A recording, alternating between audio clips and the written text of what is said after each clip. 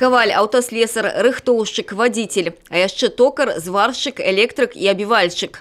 Кожны з навучэнцаў Пінскага прафесійна-тэхнічнага каледжа машынабудавання атрымлівае адразу некалькі спецыяльнасцяў.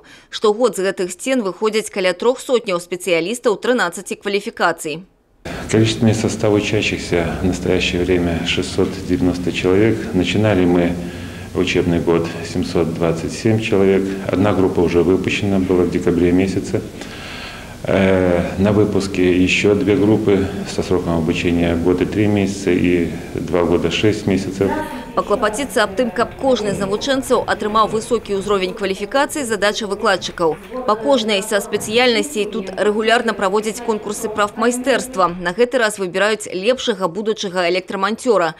Канкурсанты спаборнічаюць і ў веданні тэорыі, і ў яе практычным прымяненні. Сегодня ребята выполняют сборку схемы нереверсивного пуска электродвигателя синхронного с короткозамкнутым ротором. Для данной работы нам необходимо.